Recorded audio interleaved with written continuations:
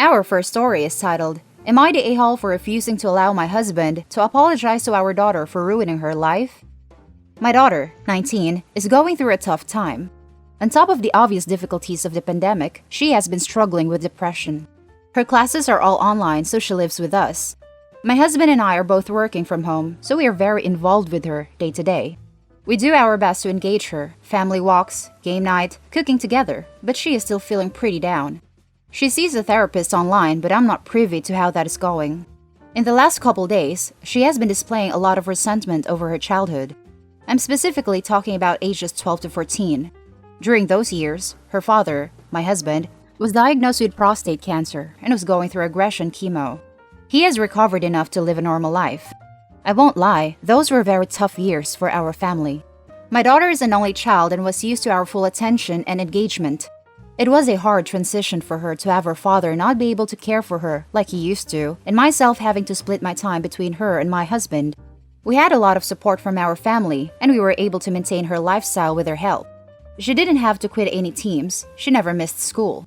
I do acknowledge that emotionally, there was damage, so we did family therapy for years. Yesterday, she was in a bad mood. During dinner, I asked her what was going on and she went into this explosive rant about how many issues she developed due to us. Apparently, we are responsible for her grades slipping, her relationships failing, her weight gain, etc. She tied it all back to her missing crucial development during the years where her father had cancer. At one point, she says something like, "Has it ever occurred to you that maybe you should apologize?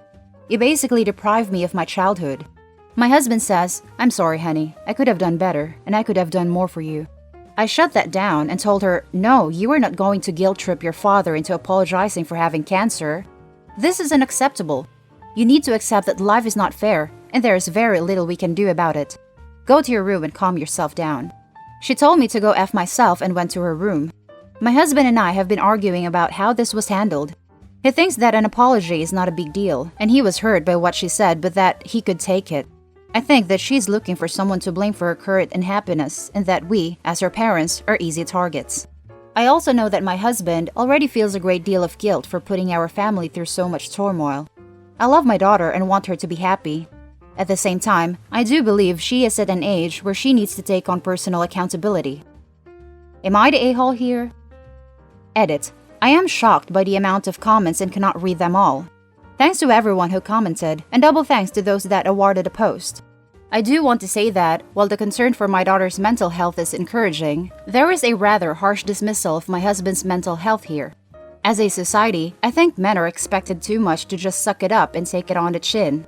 My husband struggles still with his health, the possibility of cancer returning, and his own depression.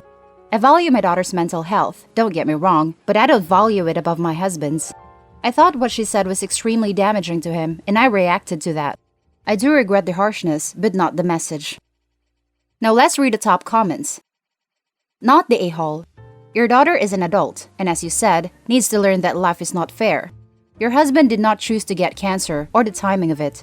Depression is awful, and I'm glad your daughter is seeing a counselor, but it may be worth her visiting her doctor and seeing if there is more that can be done.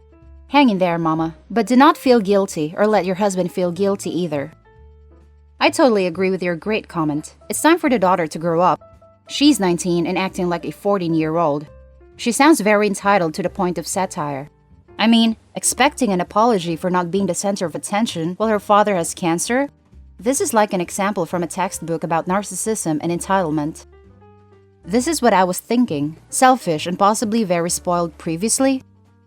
I would have an extremely difficult time letting a 19-year-old tell me to F myself, then proceed to stay in my house. She can F herself right over to a friend's couch for a week. That is insanely disrespectful behavior. She definitely seems entitled, especially if she feels her dad needs to apologize for having cancer. Half glass empty much? At least, she didn't lose her dad. Not the a-hole. Your daughter needs to learn to take responsibility for her own crap instead of blaming others. Especially when it's something out of everyone's control, and the fact that she is so entitled at 19 that she thinks she is owed an apology for her dad fighting for his life against cancer is a really bad sign for how she will handle adult problems. Point out to your husband that letting your daughter think that the world owes her crap will mess her up in the real world, so learning to accept that crap happens and no one owes her anything when it does is an important lesson that she needs to learn.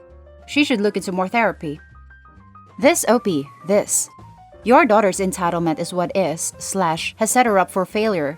She's going to have a rude awakening when she realizes she won't always have her parents to blame. And for the second story, am I the a-hole for telling my sister-in-law to stop pushing her BS off on my relationship?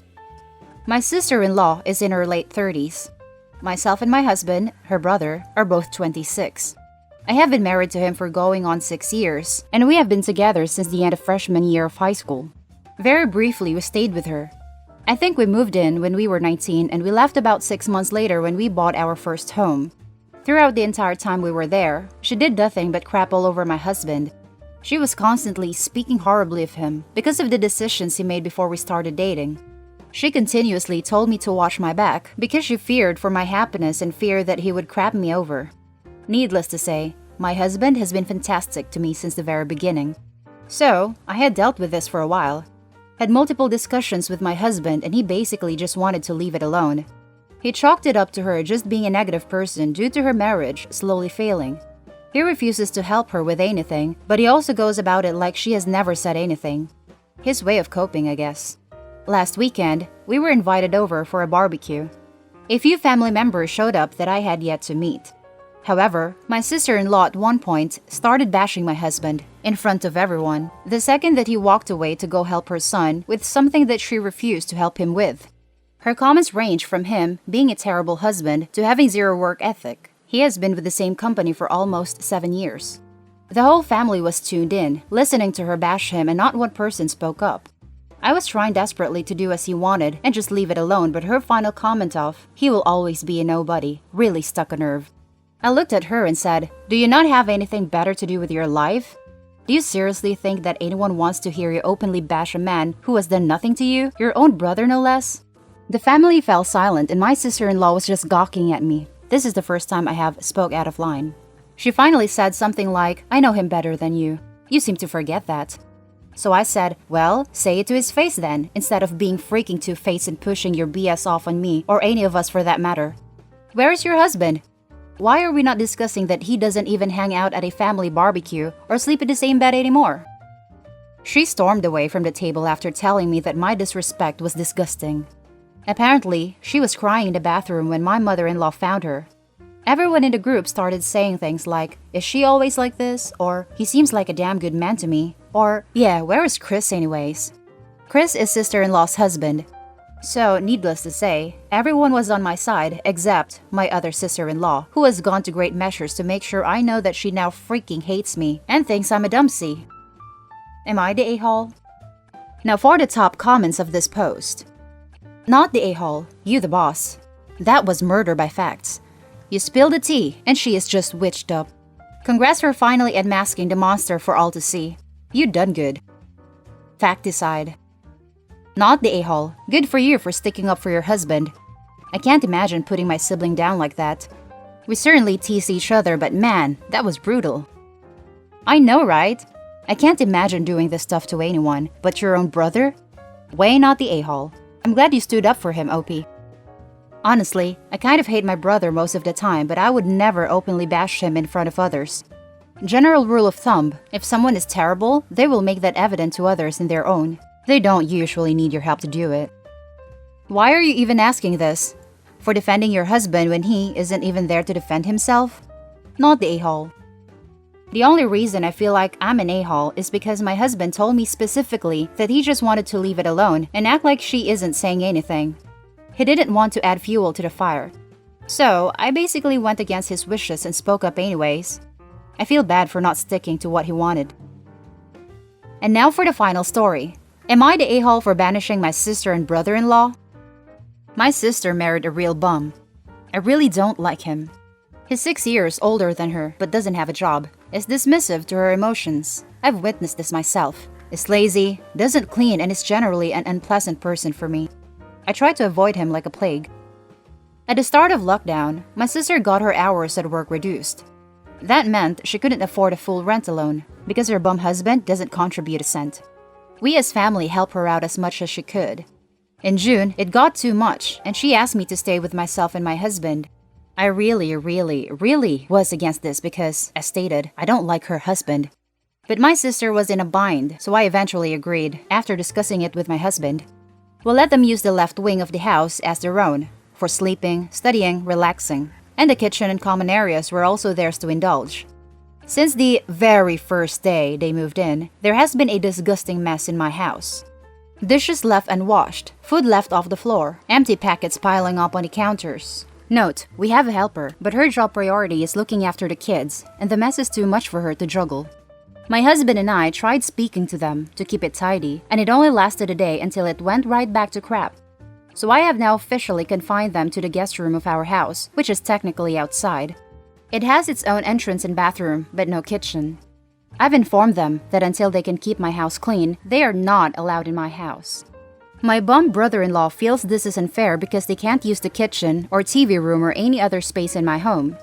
They also have 2 kids and my nephew is attached to his father, so they have to share that guest room with the children, where previously, the kids were using the bunk beds in my child's room. I don't feel like an a-hole, I don't even feel guilty. But my husband firmly believes in doing the most for family, so he thinks we should not banish them to the outside room. I think their habits are disgusting and no amount of talking to has worked. So they must stay there until they can learn to function like actual adults. Edit. I think I might be an a-hole because I'm making my sister suffer for the actions of her husband. She works, so I sort of understand why she can't clean constantly, but he doesn't. Yet, they're getting the same punishment. Now let's read the top comments. Not the a-hole. That's fair. It's also still pretty generous. If I was unemployed and someone banished me to a rent-free, standalone guest room with bathroom, I'd be pretty thrilled. You probably don't leave disgusting messes everywhere, though. So, just so I understand this, you took an entire family of 4 into your home who pay nothing in rent or utilities. Not only do they do nothing to help with upkeep and maintenance, they actually trash the place. Talking to them has been unavailing. So, instead of evicting them, you pushed them out to the guest house and told them that until they can learn how to clean up after themselves, they would not be allowed in the house. Is that it? Not the a-hole. I would have evicted their ungrateful behinds and throw them out into the streets without a second thought. It is a shame about your sister. I wonder what circumstances conspired to make her think she couldn't do better than this shiftless man she married. You'd think that, since he doesn't work, would at least learn how to keep up a house. If it were me, I'd let my sister in the main house if she can be respectful of the space, and the kids if they are old enough and can understand how to keep it clean. Keep the trash husband in the yard. No change is likely from him, but you don't have to throw the rest of the family out with him. Not the a-hole. Personally, I will also look into tenants' law in your area. You don't want to be stuck with them, even with them just living in the guest room, forever. Especially that bum brother-in-law. Not the a-hole. You are now technically a landlord and they are always a-holes, but due to necessity. If you are the owner of the property, then you can designate the house rules. I would recommend a contract and rent be signed. If not, then have a 30-day notice of eviction written up and emailed to different sources for a trail. This sucks, but sometimes life is the a-hole. That's the end of the video, guys. Share us your thoughts down in the comment section. Don't forget to hit like and subscribe if you enjoyed this content, and I'll see you in the next one. Stay safe.